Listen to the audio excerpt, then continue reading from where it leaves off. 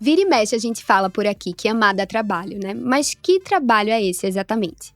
O que é que diferencia um esforço legítimo que demanda uma relação de uma entrega que vai nos comendo por dentro e muitas vezes silenciosamente? Será que existe uma linha que separa o amor do desgaste? Ou a gente só percebe que passou do limite quando já não sabe mais onde a gente foi parar? Eu sou Carol. E eu sou Luísa. E esse é mais um episódio do Pirando Nisso, o podcast que é feito para quem se questiona. Toda terça a gente tá por aqui desmaiando pira junto com vocês, então não deixem de curtir, comentar, se inscrever, enfim, fazer todo esse rolê para não perder as novidades por aqui. Mas bora lá, que o episódio de hoje tá profundo e com certeza muito necessário. Lu, qual é a pira de hoje? Bora lá. Hoje a gente quer falar das relações que adoecem e também da nossa participação nelas, né? A gente quer sair um pouco dos clichês sobre o que é tóxico ou não e olhar com mais cuidado para o que a psicanálise tem a dizer sobre esses laços que se tornam insuportáveis, mas ainda assim nos prendem. E aí é com muito prazer e com muita honra que teremos aqui no episódio de hoje uma convidada super especial para brilhantar a nossa discussão e nos ajudar a pensar tudo isso, né? Com vocês, Cauana Mestre. Oi, Cauana. Gente. Prazer, que honra te prazer receber. é meu. Muito obrigada pelo convite. Super feliz de estar aqui com vocês. Que bom que a agenda encaixou, né? Você estava aqui em São Paulo e deu certo da gente se encontrar. A gente fez a agenda encaixar, né? Fizemos, essa troca vinha acontecendo há um tempo. Uhum. Que bom que deu certo. Então, o tema de hoje vai passar por um pouco de tudo isso que a gente falou na introdução. Mas eu acho que a gente podia começar pensando nessa questão do trabalho que demanda o amor, né? Eu acho que isso é um tema, inclusive, que a gente fala bastante nos nossos episódios, né? A gente não necessariamente falou desse tema específico, mas vira e mexe a gente fala se relacionado a muito trabalho, né? Demanda muito. Então, é um assunto que me interessa bastante. Eu vou amar te ouvir falar sobre isso, e Carol também. E aí, acho que uma primeira pergunta seria, o que é esse trabalho, exatamente, assim, principalmente do ponto de vista da psicanálise, né? Eu acho que é o trabalho da relação com o outro, né? Porque quando a gente se relaciona com o outro, e não há vida sem isso, é impossível a gente pensar em existir sem pensar no laço com o outro. A gente precisa incluir o outro no laço que a gente faz com ele. E o que geralmente a gente faz é tentar manter ou sustentar uma relação sem incluir o outro como outro. A gente tenta incluir o outro ou como se ele fosse a nossa fantasia, como se ele fosse a nossa imagem e semelhança, então pela via da identificação. Ou a gente fica tentando, a cada diferença que aparece, é como se não pudesse mais existir uma relação. Então, diante da diferença, a gente tende ou a apagar a diferença e aí tentar fazer uma relação narcísica, né? Porque é uma relação pautada totalmente na imagem, ou a gente tende a sair correndo, que aí é quando as relações ficam impossíveis, né? Então, são pessoas que a gente escuta, por exemplo, dizer justamente isso. Não, relação dá muito trabalho, é mais fácil ficar sozinho. E que é um discurso que tá crescendo, né, ultimamente, assim. Sem dúvida. E aí a gente tem um contraponto interessante, que é o isolamento não é solidão. Se isolar e se manter alheio às relações é muitas vezes o avesso, né, de consentir com a solidão, de consentir com isso que talvez no senso comum a gente chame de solitude, que seria uma solidão mais apaziguada, né? Em psicanálise a gente chama de solidão mesmo.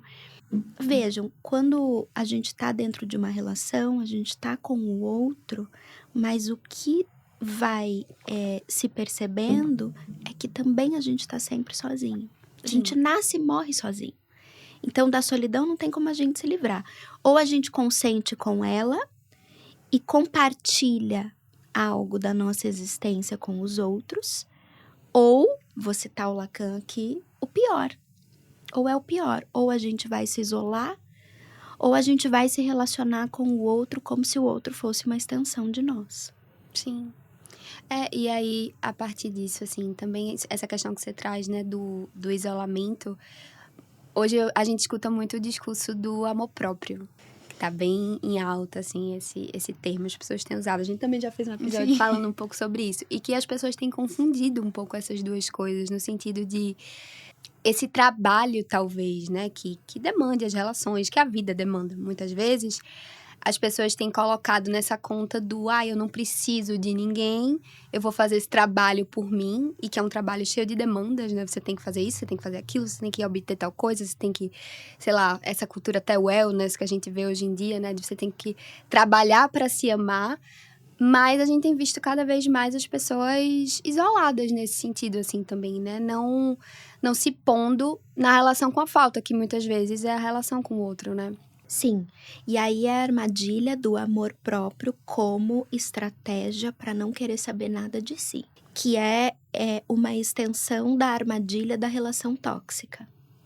Geralmente, quando a gente escuta esses termos, assim, de modo generalista, quando aquele que fala não se implica com aquilo que está falando, é um jeito de se defender, de olhar para nossa parte dentro daquilo, que é a pergunta freudiana. Qual é a sua parte na desordem da qual você se queixa? Sim. Então, se eu estou na 7ª relação que me faz sofrer, na 7ª relação em que eu sou abandonada, será que eu me faço abandonar? No mínimo, essa pergunta tem que estar no horizonte. Era um ponto que a gente ia entrar, né? Aqui no episódio. Não, porque eu penso muito nisso, assim, a gente não quer usar esse termo relacionamento tóxico de forma leviana, assim, mas eu sempre penso nisso, assim, como é que a gente consegue, talvez, pensar na nossa responsabilidade e o que é que diferencia responsabilidade de culpa, mas nesse processo, assim, de relacionamento com o outro, porque acho que dinâmicas podem ser tóxicas, mas às vezes não vem de um lado só, né? Às vezes... É interessante essa coisa até do tóxico. Hoje em dia as pessoas têm usado a É palavra... que tu nem gosta, né? Não. Mas as pessoas têm usado o termo também narcisista, né? E é sempre o outro, né? É muito interessante. É sempre a mãe. É sempre a mãe, né? É sempre o parceiro. Ou o parceiro. É sempre o outro. Sim. E claro que fazendo Sim. Um parênteses, não está em discussão que existem relações que são abusivas, que são perigosas, que são violentas. E as violências, elas precisam ser nomeadas. Mas toda nomeação, a psicanálise tem esse cuidado. E é por isso que eu gosto tanto da psicanálise. Porque ela se propõe a nomear o mundo, cada um a seu modo. É isso que a gente faz numa análise. A gente tenta encontrar palavra onde não tem, nem que a palavra sirva meio como gambiarra, né? E não para dar conta de tudo, mas com o cuidado de que as nomeações não sejam totalitárias, que elas não fechem a conversa. Então, eu estava até ontem conversando sobre isso com um grupo de estudo. Não sei se vocês já assistiram a série The Bear. Eu comecei, eu não prossegui. Na verdade, é uma série que trata de relações, de família, e que mostra muito bem. Eu falo que é como se você estivesse espiando por uma frestinha da clínica, assim, como se você abrisse um pouquinho a cortina da clínica para olhar, sabe? Porque ela é muito clínica, porque ela mostra como cada um vive a sua vida a partir do próprio sintoma. E se relaciona com o outro também a partir do próprio sintoma. E aí, tem uma cena, numa das temporadas, que é uma cena emblemática, em que tem uma mulher que está parindo, e ela permite, naquele momento, que a mãe esteja ao lado dela. E é uma mãe com quem ela tem uma relação muito difícil. Que certamente é uma personagem que entraria em todos esses nomes. A mãe narcisista, a mãe tóxica, etc, etc. E eu me lembro que quando essa cena foi ao ar, eu fiquei muito tocada por ela, porque elas conseguem, na minha leitura, depois de muito tempo se escutar. E eu fiz um post sobre isso. E uma das pessoas que leu disse que ela teve uma leitura completamente diferente. Ela falou, é uma cena completamente violenta, essa mãe tá violentando, tá dizendo pra essa filha como ela tem que respirar, como ela tem que fazer isso, como ela tem que fazer aquilo. E aí eu me dei conta de como, muitas vezes, a palavra violência, ou a palavra toxicidade, ou a palavra abusivo, né? Ela vem para achatar a experiência. E aí não tem mais complexidade. E aí a gente se defende, né? Porque então, bom, se essa é uma relação, se a relação com a minha mãe é tão difícil assim, então é melhor eu me retirar. Quando, na verdade, onde tem dificuldade, é que talvez a gente tenha que escutar melhor.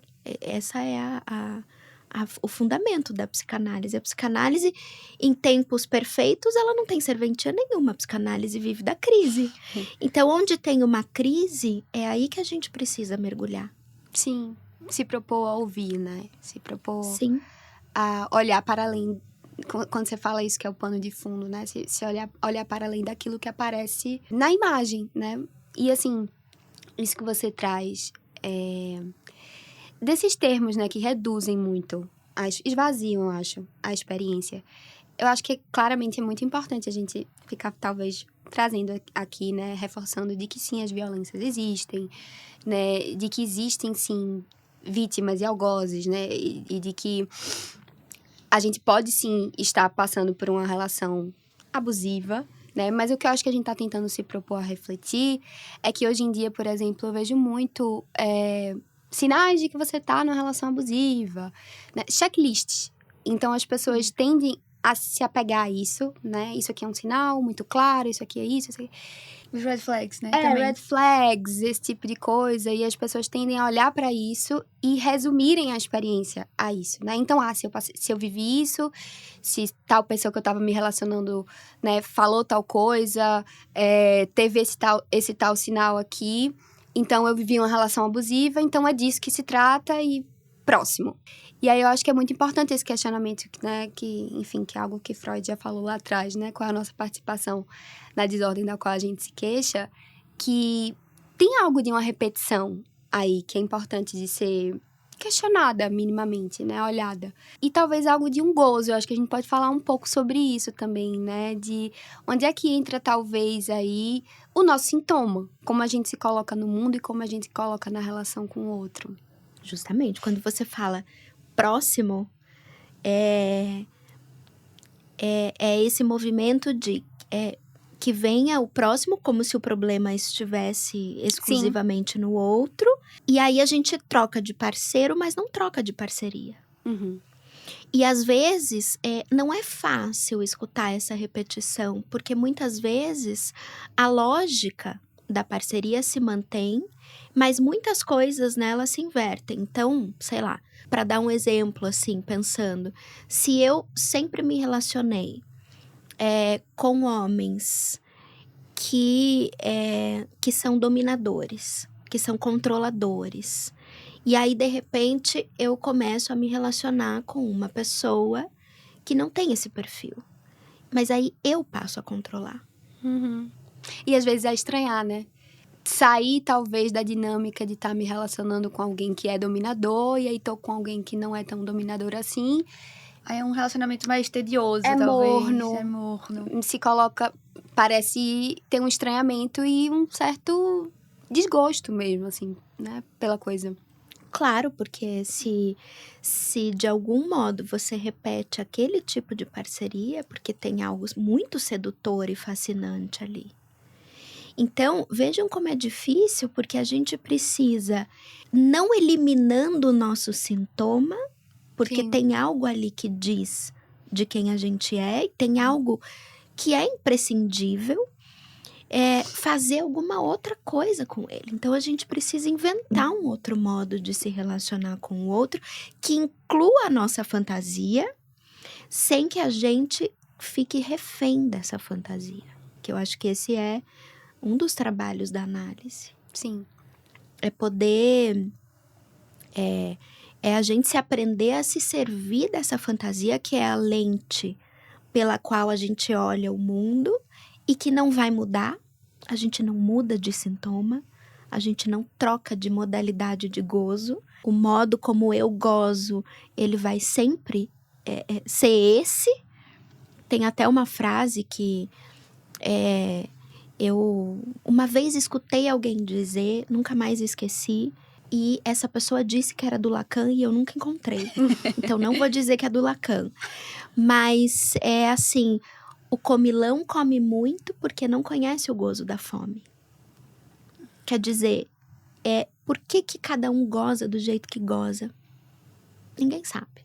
É insondável. E ficar tentando perguntar por que eu sou assim, por que eu sou assado, leva a gente a esse tipo de resposta reducionista. Eu sou assim porque minha mãe fez isso comigo, porque meu pai fez isso comigo. Quando o que interessa mais, por exemplo, num trabalho de análise, não é o porquê, é o como. Como é que eu vou fazer outra coisa com isso que me faz sofrer? Sim. E muda tudo, né? Você perguntar como e não porquê. Porque tem uma...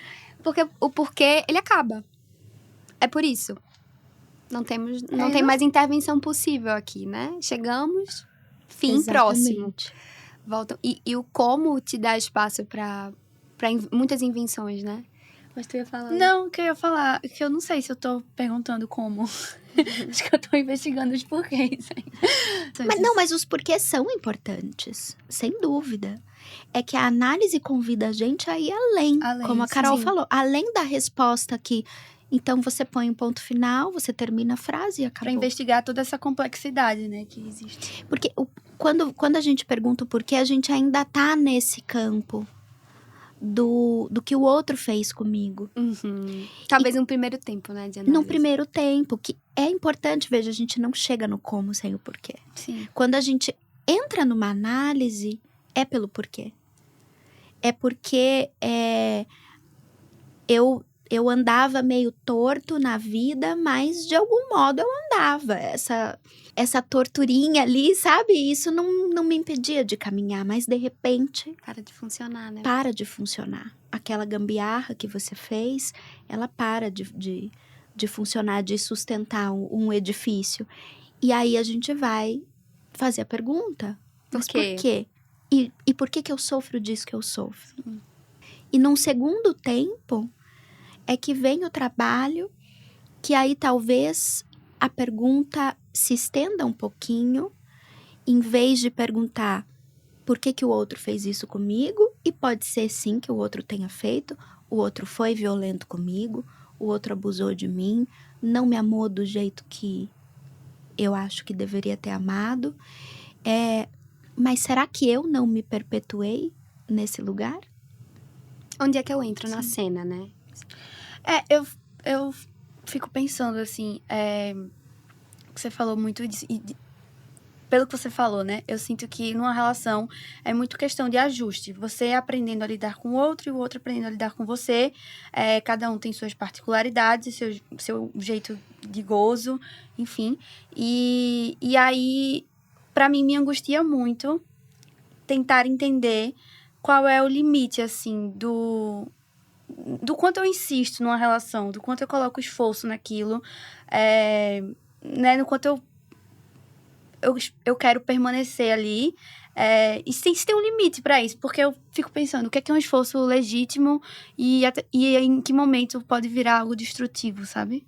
É uma pergunta importantíssima, mas é uma pergunta totalmente singular. Individual.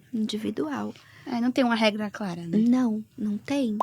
É claro que a gente precisa falar, sim, que existe um limite da violência, da ameaça, a integridade física, psicológica. É óbvio, tem relações que a gente escuta de fora e é nítido para quem tá de fora que aquilo pode seguir, não pode continuar. Porque são duas pessoas que se destroem completamente. E sim, eu acho que essas não estão em questão. Apesar de que pode dar um trabalhão sair disso, né? Porque, como a gente falou, isso pode ser muito sedutor para algumas pessoas. Tem um texto do Freud que se chama Bate-se em uma Criança. É um texto que mostra justamente o quanto na fantasia da gente e na fantasia sexual, em todas as fantasias sexuais, que são inconscientes, sempre tem uma certa agressividade. Então, o amor está desde muito cedo ligado a uma certa agressividade. Agora, o que a gente vai fazer com isso que é agressivo? Que tipo de contorno a gente vai dar para isso? A gente vai se oferecer para o outro bater? Ou a gente vai inventar um modo de fazer com que essa agressividade se inclua na fantasia sem que ninguém precise estar ali como objeto da perversidade do outro? Sim. Tem muitos casais que, por exemplo, trazem isso pra cena sexual de alguma maneira, né? Sim. De que gostam ou tendem a gozar nesse lugar, talvez de um pouco mais de agressividade, mas é isso. Essa pergunta do limite, ela precisa ser muito individualizada. Claro que fazendo esse recorte que você traz de que temos aí bordas específicas do que é a violência, que a gente tem como olhar para isso com um pouco mais de precisão, eu diria. Mas ainda assim, né, tem casais, por exemplo, que na cena sexual vão se utilizar de algo que, sei lá, pra mim, por exemplo, que não acho tão interessante, poderia falar, isso é super violento, e para aquele casal funciona, é interessante, desperta algo, e que, para além da cena sexual, eles conseguem ter um outro tipo de diálogo, de respeito. Então, é muito sobre o destino que a gente dá para isso, né? Eu acho que esse é um questionamento que a psicanálise sempre se coloca, né? De o que é que a gente inventa a partir disso. E aí eu acho que muitas vezes a gente fica nessa invenção talvez um pouco mais regredida, mais infantil, dessa cena talvez mais primária, onde o abuso ele se põe dessa maneira tão destrutiva, né? Mas um destino um pouco mais refinado, talvez, seria essa invenção possível, né, dessa fantasia um pouco mais elaborada, eu diria, e que não degrade. Eu acho que não vai para esse lugar da degradação. É uma ótima palavra, degradação. Porque quando você fala em degradação, você toca nas duas faces da fantasia primitiva, como você diz, que é tanto a face em que a gente confunde agressividade com violência, e são coisas diferentes. Sim. Eu já posso falar um pouco disso. Quanto com a face em que a gente idealiza a fantasia, idealiza o outro, idealiza a relação, idealiza o sexo. Basta você conhecer alguém e idealizar um encontro sexual para dar errado. Pode ter certeza, quanto mais idealização você tiver, Mais frustração. mais frustração. Não à toa, muitos primeiros encontros sexuais, é o que a gente escuta na clínica. É um desencaixe completo. É um desencaixe completo. Quanto maior a idealização dos envolvidos, né? Então, e aí vem a disposição de cada um para fazer um novo encontro.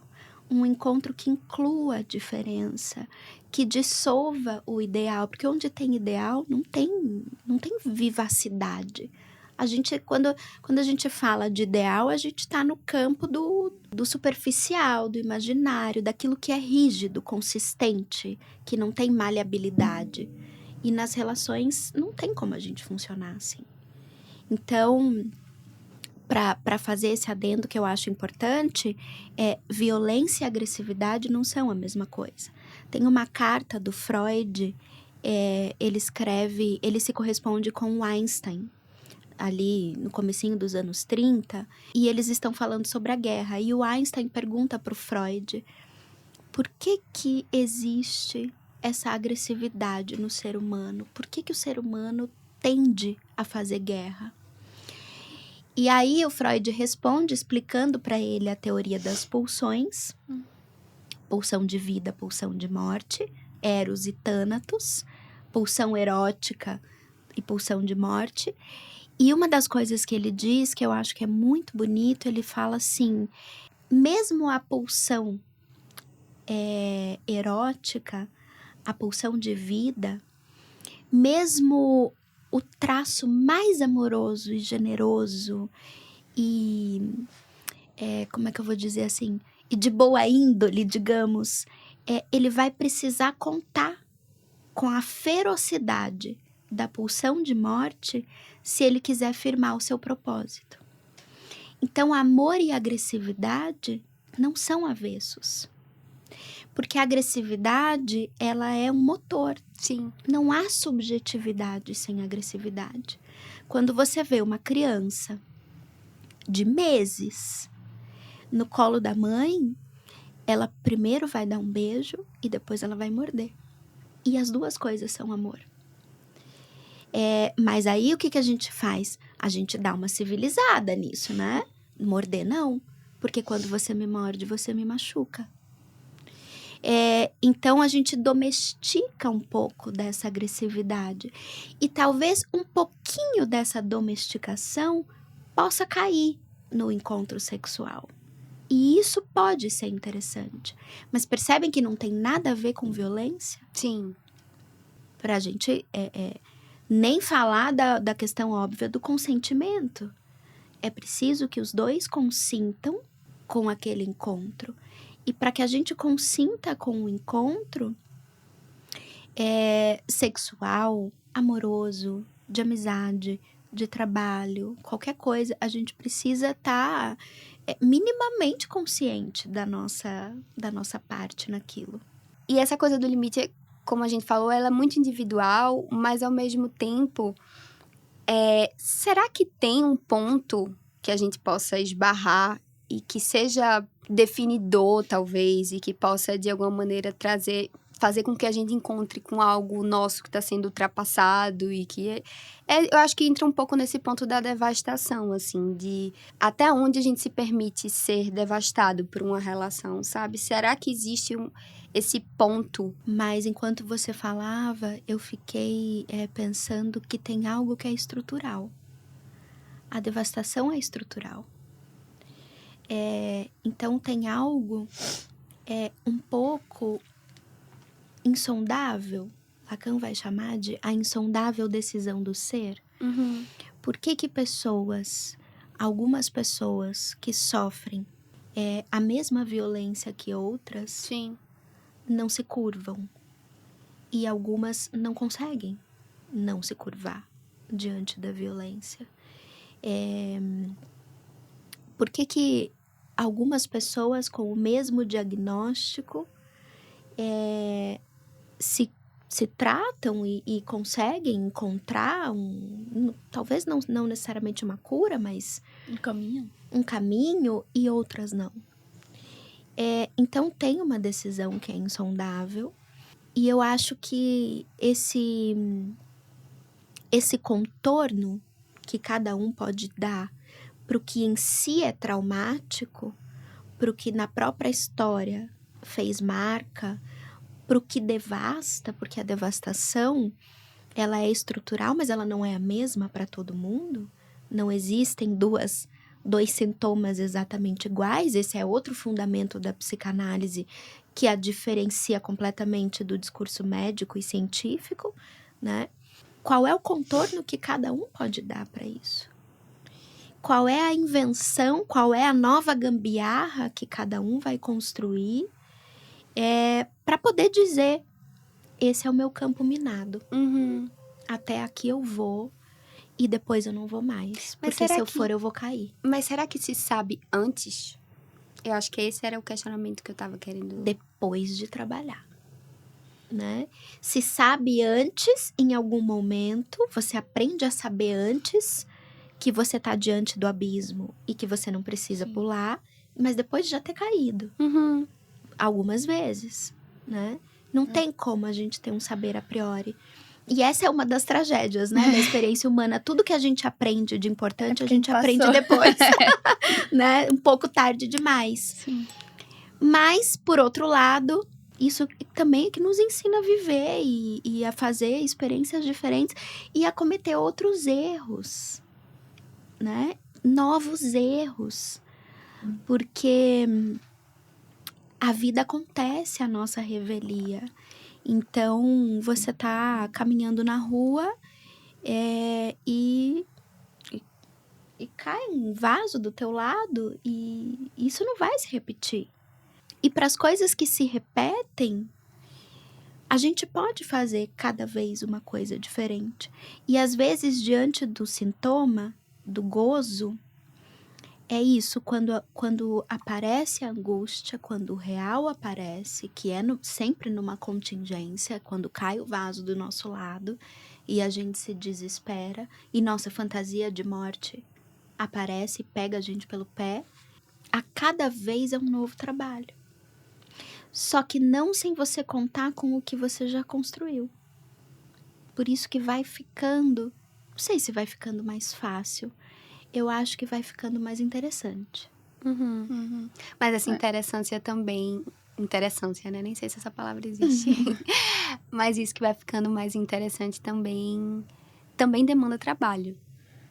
Eu fiquei pensando, a gente já falou, né, que se pôr em cena, assim, é muito importante, mas, pelo menos, assim, falando um pouco do meu perfil, né, assim, como eu acho que eu sou nas minhas relações, eu tendo a me responsabilizar demais por tudo. Então, eu acho que, para mim, talvez ter esse meu lado, né, de sempre querer resolver, sempre querer ver o que eu posso fazer de melhor, talvez o que eu esteja fazendo de errado para o outro estar agindo daquela forma, talvez isso tenha feito eu ficar em relações que já não estavam tão legais por mais tempo do que eu deveria, entende? Então, acho que eu queria entender, assim, o que vocês pensam disso, porque acho que é importante você ver qual é a sua parcela ali naquela dinâmica, mas... Enfim, volta um pouco pra aquilo, né? Mas até que ponto, assim? Porque acho que tem coisa que... Acho que tem situação que o melhor que você faz é sair de cena. Não sei se vocês concordam. Antes da Cauana falar, eu vou falar um pouco. Eu acho que tem duas responsabilidades aí. Você tá falando de duas responsabilidades. Diferente. A primeira, quando você fala isso de tende a se responsabilizar por tudo, também é uma forma, né, de gozar. Né? Também é uma forma Sim, a gente já viu isso, que eu gosto também dessa posição, né? Exato. Então, é muito mais questionar essa posição, e aí eu acho que entra nessa responsabilidade que a gente tá falando. Aqui é análise selvagem, né? Estamos Sou super analisada nesse podcast. Mas, assim, é muito mais, talvez, de questionar essa responsabilidade do que essa responsabilidade que você tá falando do encontro ali com o outro, por exemplo. Isso que você fala de tentar, talvez, pegar a parcela do outro, se questionar onde é que você errou. Talvez é muito mais questionar essa dinâmica do que isso. Essa responsabilidade que a gente tá falando aqui, não necessariamente da forma como tu tá trazendo, é como se tu fosse pegando tudo pra tu. E isso é uma dinâmica importante de ser questionada. E não necessariamente é dessa responsabilidade que a gente tá, talvez, querendo pensar aqui, sabe? Não sei se ficou claro. Porque eu acho que isso, por exemplo, de tomar tudo pra si, também fala muito. Por que você precisa tomar tudo pra si, entendeu? Sim. É mais por aí. Tá, entendi. Do que essa responsabilidade do... Onde é que eu errei aqui? Mas é que eu fico por pensando, aí, talvez eu não tivesse prolongado tanto alguns relacionamentos se eu enxergasse, talvez, com mais clareza que eu não tinha nada a ver com aquilo que tava acontecendo. Mas Nada a ver, não, mas mas... tinha tudo a ver. Eu não tinha... Será que não é justamente isso que te faz prolongar as relações? O fato de que nessas relações você dá um jeito de apagar o outro e ficar você como a grande salvadora, né? Porque é nesse lugar que você fica. Pouco, A de que salva a relação. As mulheres têm muito essa fantasia. Então, eu sinto de isso que elas também. vão salvar o outro, principalmente em relações com os homens. Sim. Em Que a gente quer relações tomar o controle ali da relação, né? É um lugar E de que o outro só faz sustentação. coisa errada. É um lugar de sustentação. Mas eu sinto isso bastante. Tem que analisar isso. Sim, tem que trabalhar com isso, Sim. né? Porque ficar como aquela que é capaz ou de desistir da relação ou de salvá-la a qualquer custo é um jeito de... É um jeito que você encontrou de, na verdade, não se relacionar com o outro. Você fica se relacionando com o seu sintoma. Uhum. E não é você, é todos nós fazemos isso. Então, voltando à pergunta inicial, amar dá trabalho, porque para amar, a gente precisa suportar que o outro esteja na cena. Exista. Então, não é só a gente que precisa entrar na cena. Porque, geralmente, a gente fala disso. Porque eu preciso ser considerado. Isso está falando de um campo totalmente imaginário, egóico. Não. A gente precisa estar na cena, mas precisa incluir o outro também. E o outro vem com a falta dele. Que você não vai encobrir. Você não vai livrar o outro de ser faltoso. E o outro também não vai te livrar de ter a falta. Então, cada um entra com o próprio furo, né? Eu tenho uma anedota, assim, do meu casamento, que eu sempre conto que eu acho bonitinha, que é assim, o meu marido, ele é extremamente organizado. E assim, já melhorou bastante. Mas ele é muito, sabe, crica com essas coisas de organização. Então, se você chega no escritório dele, as coisas estão todas retas. Não tem nada na diagonal ou jogado, sabe? E na nossa casa, como em todas as casas, onde tem vida, tem louça. E a gente lava bastante louça. E aí, nós temos uma gaveta de talheres e ela tem divisórias. Então, tem uma parte que é só para garfo, uma parte que é só para faca. E ele guarda os garfos um atrás do outro, bonitinho assim, sabe? Enfileirado, assim. E eles ficam perfeitos, na medida certa e tudo. E eu vou lá e coloco o garfo, porque para mim, a separação da parte do garfo já é organização suficiente. Sim, pra mim também. Pra mim também. E aí, acontece uma coisa interessante, que é, quando ele vai guardar um garfo, depois que eu guardei, e ele vê que tá tudo bagunçado, ele não suporta deixar bagunçado, mas ele também não vem me cobrar que eu guarde do jeito que ele guarda. Ele arruma e tá bom. E quando eu vou guardar depois dele, eu não vou fazer do jeito que ele acha que tem que ser feito, porque eu não tenho paciência para isso. Mas eu também não vou dizer para ele que ele arrumou o garfo e que onde já se viu e que coisa, porque daí eu me sinto mal por não ter... Não, eu simplesmente coloco lá e pronto. Então, e não é que não incomode, eu tenho certeza de que ele se incomoda quando ele abre a gaveta. Mas é que a gente encontrou um modo de existir um com a falta do outro.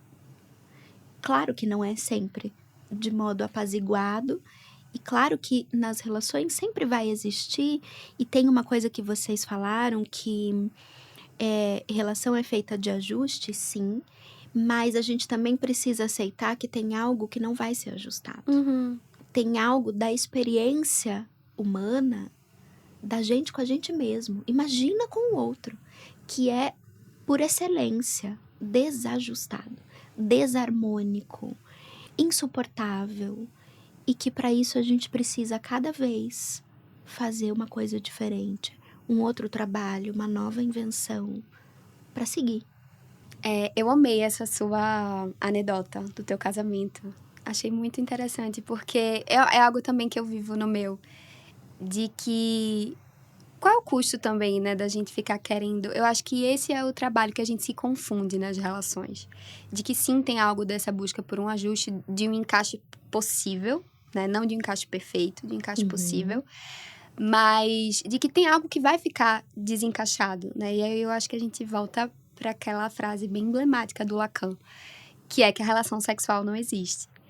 E aí, para quem tá ouvindo, a gente pode pensar como assim, né? Mas eu acho que é justamente pensar nisso que não se encaixa, de que tem algo da minha falta, né? Algo na falta do outro, que vai sempre estar ali, né? Existindo, e que a gente nunca vai conseguir, né? Se eu chego com tantas questões que são minhas e que são insondáveis e que eu vou precisar aprender um jeitinho de contorná-las, imagine quando eu encontrar com outro, né? Com um parceiro.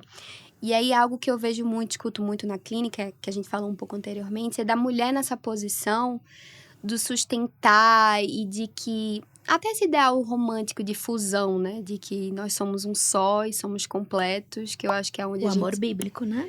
o amor bíblico, que é onde E tudo pela família e pelo casamento. tudo pela família, pelo casamento e de que essa unidade perfeita, que eu acho que é onde as pessoas se frustram porque ela não existe. E que eu acho que põe a mulher, e que eu escuto muito, a gente volta um pouco para essa coisa da devastação, põe a mulher muito nesse lugar de sustentar tudo a todo custo e que talvez não existem as bordas, né, que vão dar limite a isso, porque eu preciso aguentar, né? Como é que você pensa, assim, essa questão? O amor romântico é um problema por si só, né? Porque ele exclui a alteridade, ele exclui a diferença, a gente fica preso no campo do ideal. Esse é o amor narcísico. E é o amor que leva a gente a se apaixonar pelo outro. Quando Sim. a gente se apaixona pela própria fantasia, pela própria idealização. Então, ele é um problema, mas ele também é, de algum modo, uma solução que faz a gente apostar no amor. A questão é o que a gente faz quando o ideal cai. Quando você tem, por exemplo, como a gente falava antes, um primeiro encontro sexual e apesar de todo o desejo, aquilo é uma ruína. A psicanálise vai olhar para isso e vai dizer: que bom que os ideais se dissolveram, porque agora sim uma parceria é possível, realmente possível. E trabalhem para isso, né? Trabalhem com isso. Eu acho que aí tem muitas coisas, principalmente quando a gente pensa, como você estava dizendo, de que geralmente a mulher que fica nesse lugar, e aí a gente entra numa questão bem sociológica mesmo, política, por que não? De como a mulher, há um empuxo social para que a mulher fique nesse lugar da mãe. Porque, na verdade, é disso que se trata, né? A gente falou agora da salvadora, né? Um pouco Exato, é a mãe com A maiúsculo. E a sociedade, ela lida muito mal com o desejo feminino, com o desejo da mulher, com a sexualidade feminina. No geral, a gente lida muito mal. Todos nós, e isso Freud diz muito cedo, né? Também no comecinho dos anos 30, todos nós, de alguma forma, temos um certo repúdio à feminilidade. Então, a gente se assusta, porque o desejo feminino, ele movimenta, ele vivifica. E ele é insurgente por natureza. Ele é sempre revolucionário, porque ele vai contra aquilo que é da ordem, né? Que geralmente é machista e, enfim, né? Então, vejam que as mulheres, em análise, elas têm, e na vida, elas têm uma dupla jornada, porque elas têm o trabalho de ir contra esse empuxo social e, ao mesmo tempo, cuidar para que esse ir contra não se torne, então, um outro imperativo. Porque a gente se confunde muito com as ideologias que a gente defende. Sim. E lembrei agora de uma autora nigeriana, Chimamanda, e ela esteve no Brasil recentemente, e perguntaram a ela se ela era feminista, e ela disse: eu sou uma mulher feminista, mas eu não sou uma escritora feminista. Porque se ela confundir a ideologia com a escrita, ela se perde. É a mesma coisa. Se a gente confundir a ideologia com quem a gente é, com o nosso lugar nas relações, com o que a gente deseja, a gente se perde também. Porque no campo da ideologia, nós também somos objeto. E as ideologias são importantíssimas nas causas coletivas. Mas quando a gente entra, por exemplo, no consultório de um analista, a gente precisa... o psicanalista, sem dúvida, ele precisa deixar tudo isso de escanteio, né? Ele precisa ouvir sem ideologia, ele precisa ouvir sem religião, ele precisa ouvir sem qualquer discurso pré-concebido, ele precisa ouvir sem nenhum traço de moralidade. E a gente também precisa tentar trabalhar na nossa análise sem isso, para se separar disso. Para daí sim a gente poder ver como que eu gozo, o que eu desejo, o que me seduz. Porque às vezes uma mulher que luta verdadeiramente por causas feministas tem um desejo sexual avesso a qualquer ordem moral, né? Então, e ok. E a gente é paradoxal assim. Sim. E por isso que é tão difícil existir, né? Então, quando o Lacan propõe a relação sexual não existe, a gente precisa dar ênfase nesse A, que é maiúsculo. O que ele está dizendo é que não existe essa relação sexual que a gente supõe que existe, em que um vai se encaixar perfeitamente no outro, em que o buraco de um vai ser suprido pelo que o outro tem a oferecer, em que a falta vai ser tamponada pelo que o outro tem a dar. E não há, o que ele está dizendo é não há complementariedade. 2 não fazem um nunca, a despeito do que diz a Bíblia. Um encontro de 2 pessoas é um encontro de 2 uns. Cada um entra com a própria fantasia. Então, num encontro sexual, é sempre a 3. Sou eu, o outro e a minha fantasia. E para o outro também é um encontro a 3. É ele, eu e a fantasia dele, né? Então, tá fadado a fracassar. E que bom, precisa fracassar. Precisa fracassar os ideais para que alguma coisa viva apareça. É o que o Lacan fala da psicanálise. A psicanálise, ela só, não me lembro se ele diz tem sucesso, a psicanálise tem êxito quando fracassa. Se não tem fracasso, por isso que essa história de terapia paga, tá pago, sabe? Essa coisa do saio da análise flutuando. Não. Não, muito difícil. Não.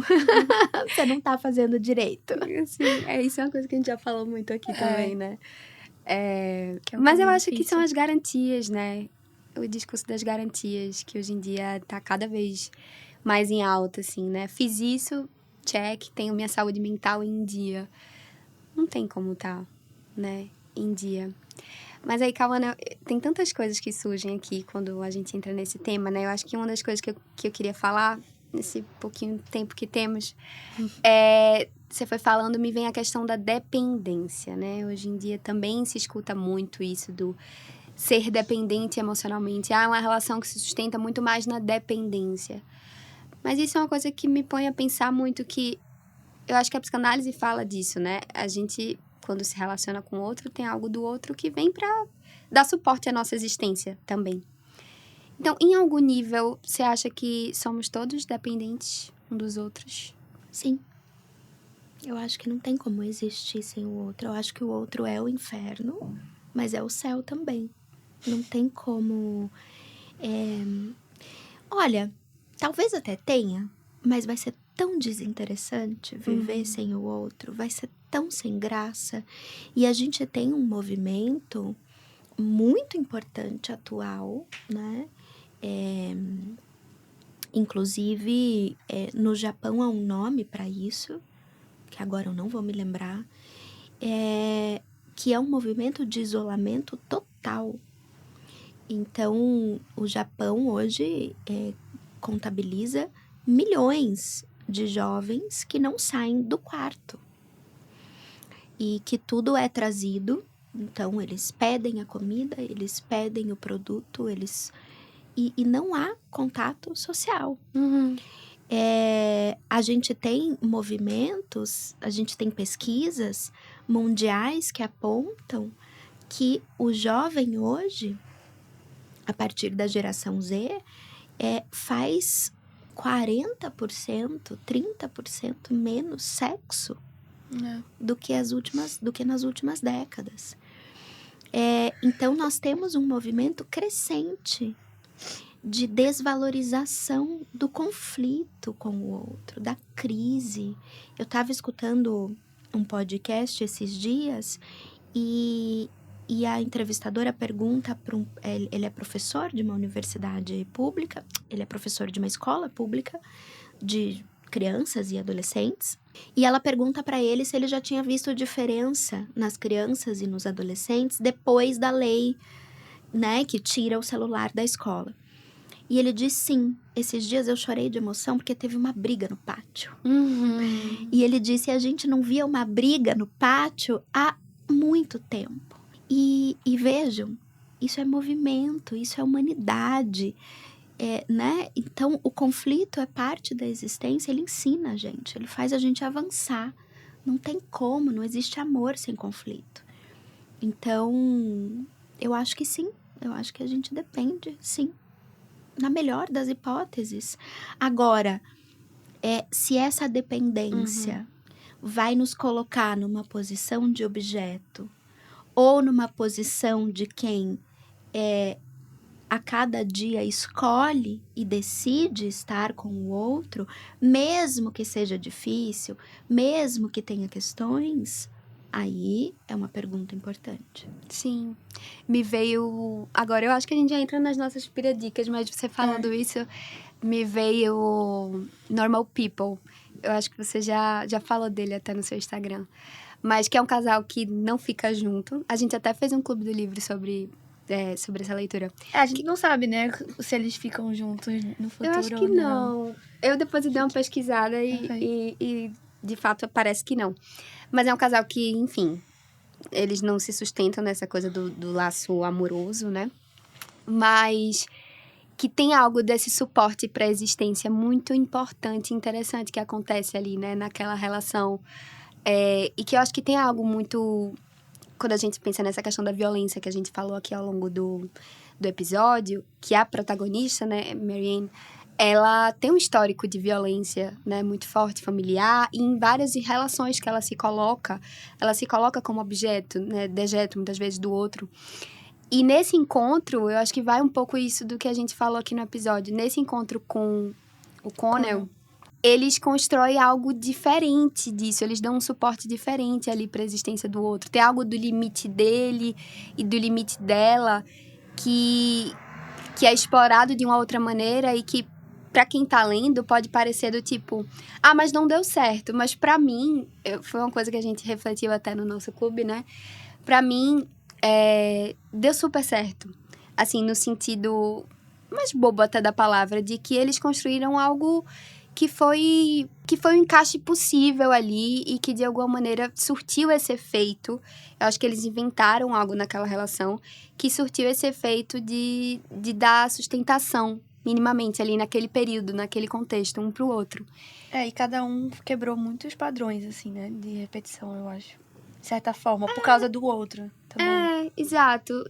Não sei. Mas não sem antes repetir. Sim. Porque eles repetem muito isso. Cada um repete muito o próprio sintoma na relação até que eles possam fazer diferente. Sim. E o fazer diferente foi para os dois. Eu não vou te prender aqui, você vai fazer suas coisas, o Connell vai em direção ao desejo dele, e ela também não vai nem prender o outro, nem ficar submetida ao outro. Então, e tem no último parágrafo do livro... É belíssimo. A Sally Rooney, né, o que ela escreve é: uma pessoa pode mudar a vida da outra para sempre. Isso não significa que ela vai ficar, mas que ela fez uma marca. E aí, não é muito mais vivo e interessante a gente viver uma parceria que não necessariamente vai fazer o felizes para sempre existir, que não existe por excelência, mas que vai tocar o outro verdadeiramente? Sim. Do que ficar sustentando uma relação, às vezes, apagada, né? Ou apagada pelos ideais, mas que se cumpre pro resto da vida? Que se cumpre na imagem, né? Mas, para mim, vem muito esse exemplo. E esse parágrafo final, não vou lembrar exatamente, mas ela coloca isso, né? Que Marianne traz algo nesse sentimento de que ela entendeu que ela pode ser amada de um outro jeito. Isso constrói um registro importante, né? A gente não sabe, é ficção, a gente não sabe o que se dá depois disso. Mas eu acho que é por aí. Mas assim, Cauana, eu amei nossa conversa. Eu acho que a gente pode... Essa nem era uma dica que eu ia dar, mas me veio quando a gente veio refletindo aqui esse livro. A gente já deu ele outras vezes. Vira e mexe a gente E tem a fala desse série livro. também. Tem tem a série. Né? Com Paul Mescal. Ele é tudo. Amo os dois. Amo. Eu já vou dar, então, minha próxima dica que eu ia dar antes, que é a série Bebê Rena. Baby Reindeer, não sei se você chegou a assistir. Sim. Mas eu acho que fala dessa coisa da repetição, do gozo, da gente voltar pra cena abusiva, né? E muito dura, foi uma série impactante, assim. Muito forte. Muito forte. Mas eu acho que é palco pra gente refletir sobre várias das questões que a gente falou aqui hoje. Então, são essas minhas dicas. E você? Eu vou dar uma dica de série também, Made. Acho que é na Netflix. Acho que nessa série é um relacionamento bem tóxico mesmo, se eu puder colocar assim. Mas eu acho ela muito boa e fala muito sobre essa posição que muitas mulheres têm, né, ainda de não serem independentes financeiramente, como é que isso, né, ajuda a perpetuar esse ciclo de abuso mesmo, porque não tem muito para onde correr. E eu acho que é a realidade de muitas mulheres, principalmente aqui no Brasil. Então, enfim, é uma série muito boa, vale a pena ver. Não sei se tu tem alguma dica para dar. Eu vou dar 2 dicas que me ocorreram agora. Uma delas é uma série também da Netflix que se chama A Invejosa. Não conheço. É uma série argentina, muito bem feita, excelente, muito divertida, mas também muito profunda, em que a personagem principal, ela busca incessantemente o amor idealizado. Uhum. E a gente vai percebendo, acho que é uma série bem ilustrativa de tudo que a gente falou aqui, em como ela vai fazendo tudo para estragar o amor quando o amor aparece. Porque ela abre mão do amor para ficar com o ideal.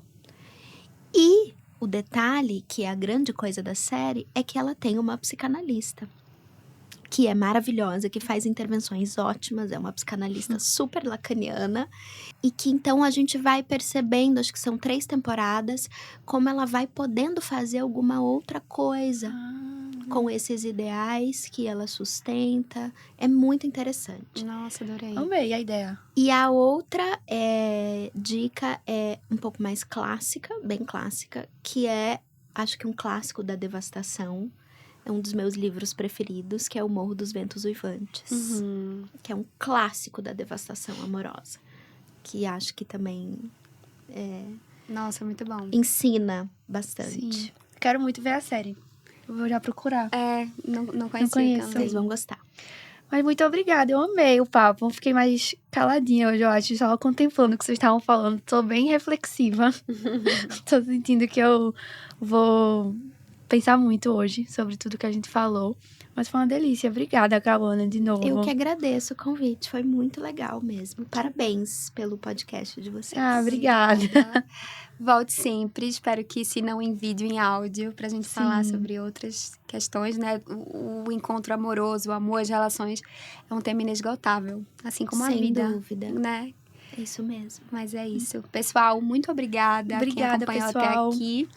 Um beijo e até a próxima. Até a próxima. Tchau, tchau. Tchau, tchau.